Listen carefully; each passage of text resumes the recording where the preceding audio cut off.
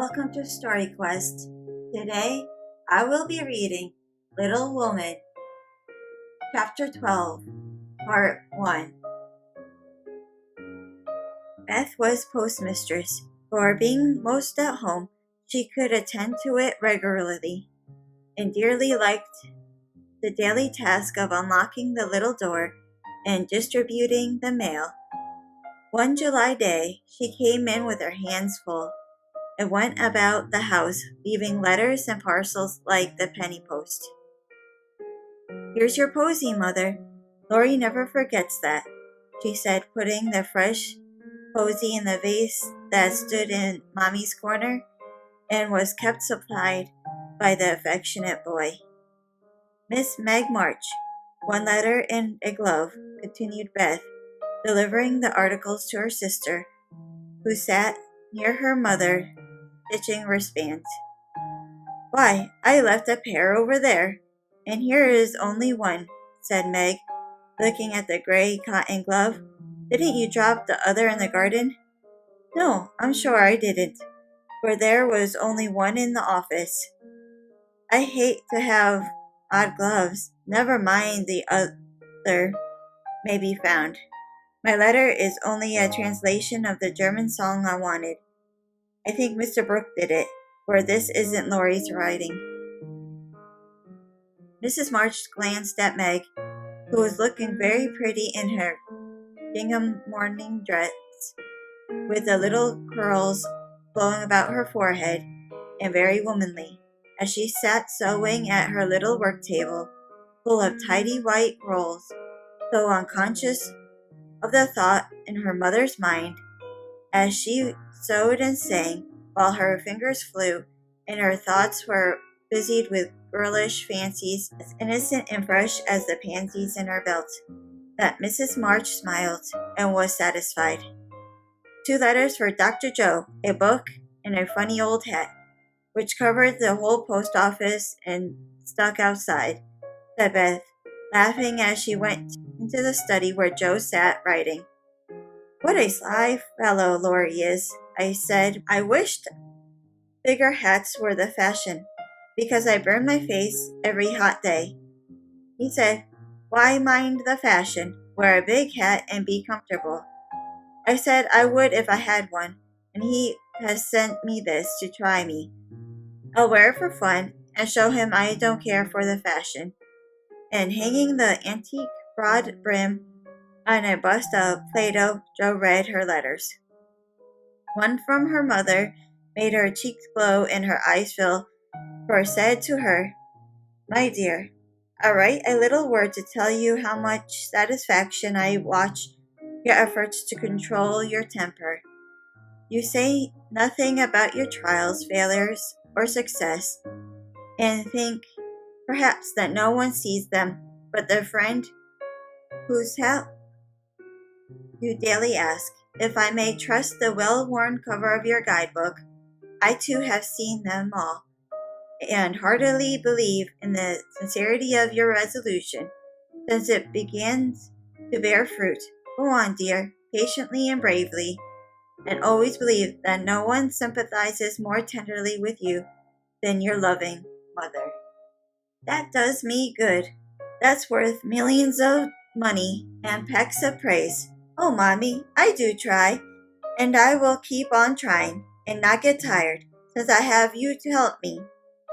Laying her head on her arms, Jo wet her little romance with a few happy tears, for she had thought that no one saw and appreciated her efforts to be good.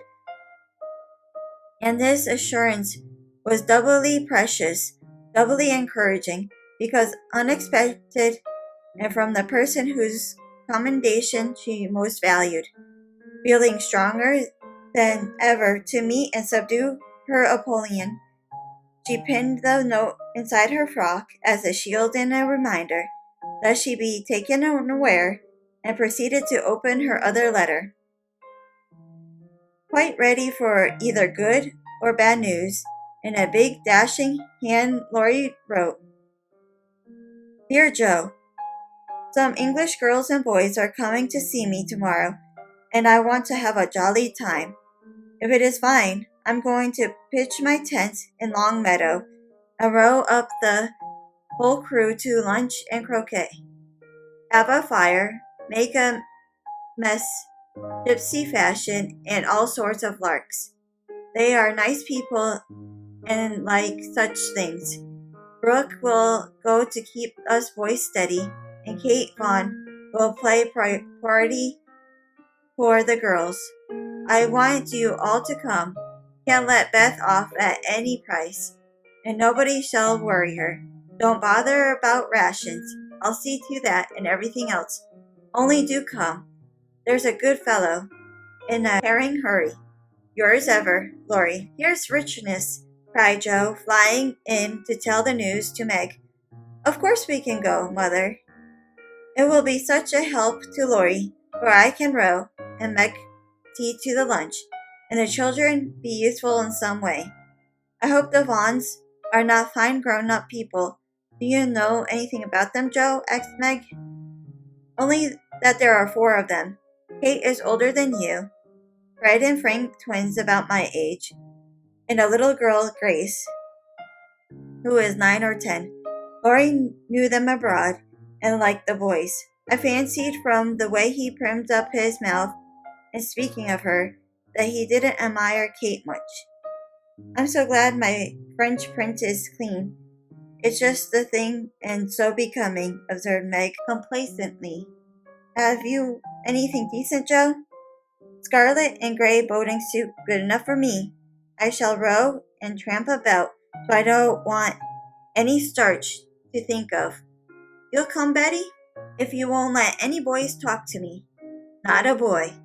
I like to please Laurie, and I'm not afraid of Mr. Brooke. He is so kind. But I don't want to play or sing or say anything. I'll work hard and not trouble anyone, and you'll take care of me, Joe. So I'll go. That's my good girl. You do try to fight off your shyness, and I love you for it. Fighting faults isn't easy, as I know, and a cheery word kind gives a lift. Thank you, Mother. And Joe gave the thin cheek a grateful kiss, more precious to Mrs. March than if it had given back the rosy roundness of her youth. I had a box of chocolate drops, and the picture I wanted to copy, said Amy, showing her mail. And I got a note from Mr. Lawrence, asking me to come over and play to him tonight, before the lamps are lit, and I shall go, added Beth, whose friendship with the old gentleman prospered finely.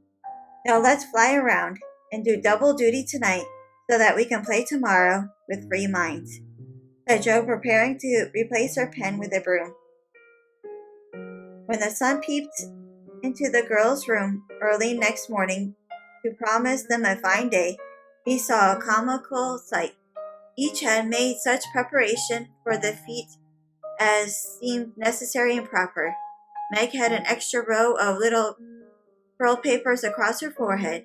Joe had copiously anointed her afflicted face with cold cream. Beth had taken Joanna to bed with her to atone for the approaching separation.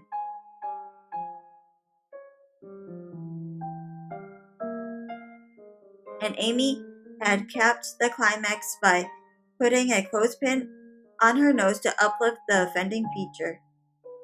It was one of the kind artists used to hold the papers on their drawing boards, therefore quite appropriate and effective for the purpose it was now being put. This funny spectacle appeared to amuse the sun, for he burst out with such radiance that Joe woke up and roused her sisters by a hearty laugh at Amy's ornament. Sunshine and laughter were good omens for a pleasure party, and soon a lively bustle began in both houses. Beth, who was ready first, kept reporting what went on next door, and enlivened her sisters' toilets by frequent telegrams from the window. There goes the man with the tent. I see Mrs. Parker going up the lunch in a hamper in a great basket. Now Mr. Lawrence is looking up at the sky, and the weathercock I wish he would go too. There's Laurie, looking like a sailor. Nice boy. Oh, mercy me. Here's a carriage full of people, a tall lady, a little girl, and two dreadful boys. One is lame, poor thing, he's got a crutch. Laurie didn't tell us that. Be quick, girls, it's getting late. Why, there's Ned Moffat, I do declare. Meg, isn't that the man who bowed to you one day when we were shopping? So it is. How weird that he should come. I thought he was at the mountains. There's Sally. I'm glad she got back in time. Am I all right, Joe? Cried Meg in a flutter. A regular daisy. Hold up your dress and put up your hat. It looks sentimental tipped that way, and will fly off at the first puff. Now then, come on. Oh, Joe, you're not going to wear that awful hat.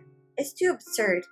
You shall not make a guy of yourself, remonstrated Meg, as Joe tied down with a red ribbon the broad-brimmed, old-fashioned leghorn Laurie had sent for a joke. I just will, though for its capital, so shady and light and big, it will make fun, and I don't mind being a guy if I'm comfortable. With that, Joe marched straight away, and the rest followed. A bright little band of sisters, all looking their best in summer suits with happy faces under the jaunty hat brims. Laurie ran to meet and present them to his friends in the most cordial manner. The lawn was the reception room, and for several minutes a lively scene was enacted there. Meg was grateful to see that Miss Kate, though 20, was dressed with a simplicity which American girls would do well to imitate, and who was much flattered by Mr. Ned's assurances that he came especially to see her. Joe understood why Laurie primed up his mouth when speaking of Kate, for the young lady had a stand-off, don't-touch-me air, which contrasted strongly with the free and easy demeanor of each other girl. Beth took an observation of the new boys and decided that the lame one was not dreadful, but gentle and feeble, and she would be kind to him on that account. Amy found Grace a well-mannered, merry little person, and after staring dumbly at one another for a few minutes, they suddenly became very good friends. Tents, lunch, and croquet utensils had been set on beforehand. The party was soon embarked, and the two boats pushed off together, leaving Mr. Lawrence waving his hat on the shore. Laurie and Joe rowed one boat, Mr. Brooke and Ned the other, while Fred Fawn, the riotous twin, did his best to upset both by paddling about in a wherry like a disturbed water bug. Joe's funny hat deserved a vote of thanks, for it was of general utility. It broke the ice in the beginning by producing a laugh. It created quite a refreshing breeze, flapping to and fro as she rowed, and would make an excellent umbrella for the whole party if a shower came up, she said. Miss Kate decided that she was odd, but rather clever, and smiled upon her from afar.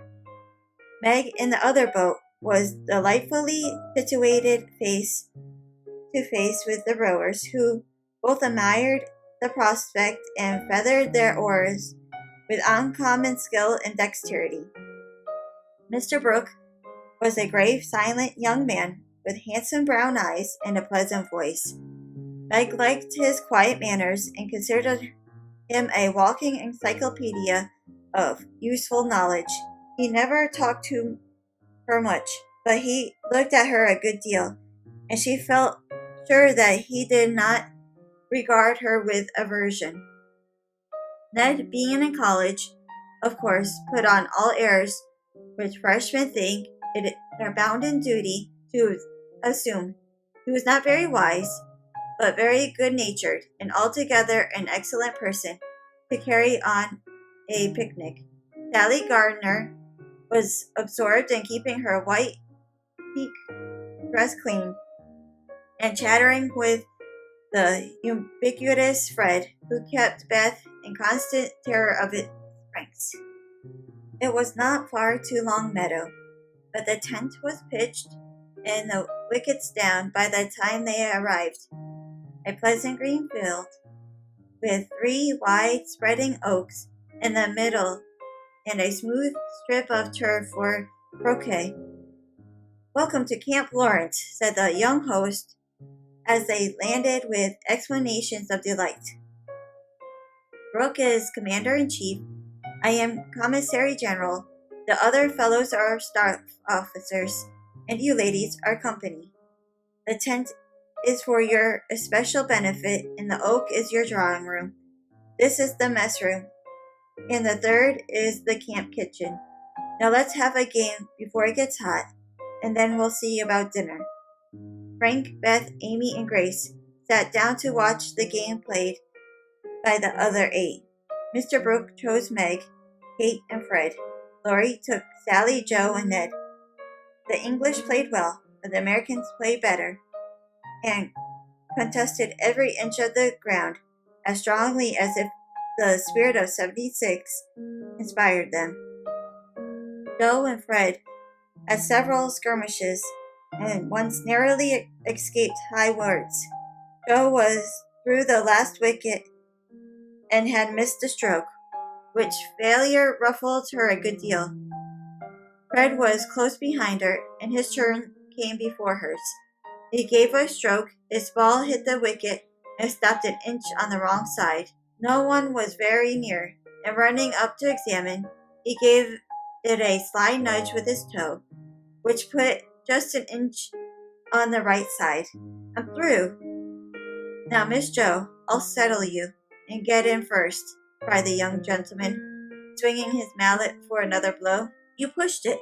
I saw you." "It's my turn now," said Joe sharply. "Upon my word, I didn't move it. It rolled a bit, perhaps, but that is allowed. So stand off, please, and let me have a go at the stake." "We don't cheat in America, but you can if you choose," said Joe angrily. "Yankees are a deal the most tricky, everyone knows." "There you go," returned Fred, croqueting her ball far away. Joe opened her lips to say something rude, but checked herself in time, colored up to her forehead, and stood a minute, hammering down a wicket with all her might, while Fred hit the stake and declared himself out with much exultation. She went off to get her ball, and was a long time finding it among the bushes. But she came back, looking cool and quiet, and waited her turn patiently. It took several strokes to regain the place she had lost, and when she got there, the other side had nearly won, for Kate's ball was the last but one and lay near the stake. "It's all up with us. Goodbye, Kate. Miss Joe owes me one, so you are finished," cried Fred excitedly, as they all drew near to see the finish.